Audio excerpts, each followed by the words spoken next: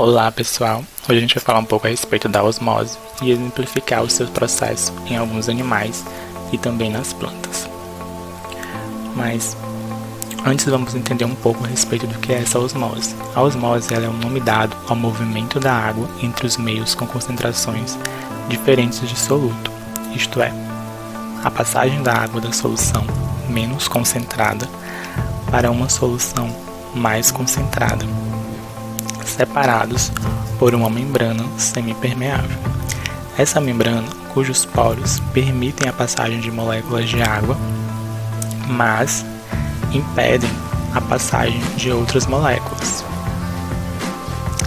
É um processo físico, químico e biológico importante na sobrevivência das células.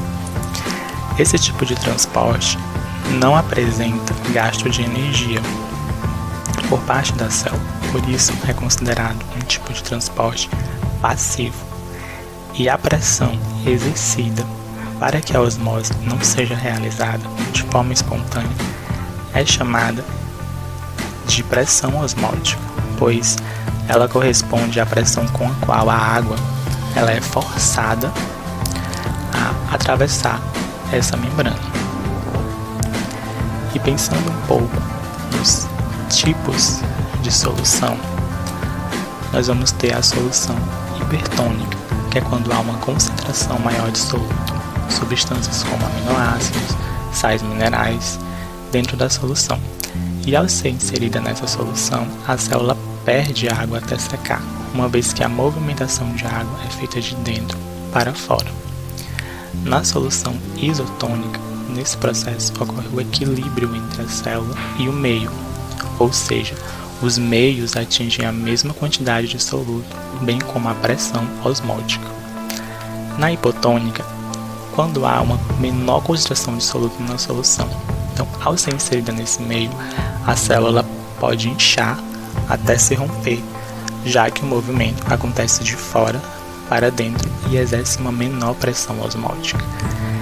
E pensando nos animais, como ocorrem esses processos, nós vamos ter a osmorregulação, que é um processo que acontece em animais marinhos, como peixes e outros seres. E essa osmorregulação ela é um processo pelo qual as células e organismos simples mantêm um equilíbrio de fluidos e eletrólitos com o ambiente. Então, independentemente do que aconteceria se apenas a osmose estivesse acontecendo. Com isso, existe uma diferença entre os peixes de água doce e os peixes de água salgada. Afinal de contas, a quantidade de sais na água do mar é bem diferente da água doce.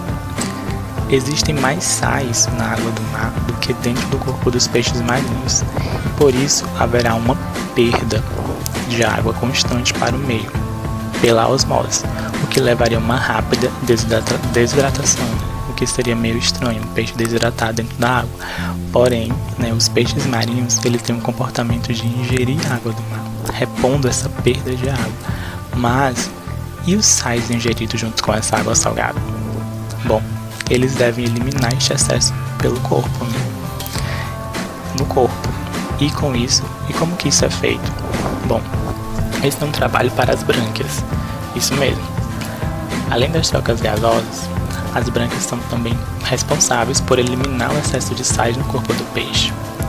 E quando a gente pensa no peixe de água doce, a situação ela é inversa. Por quê?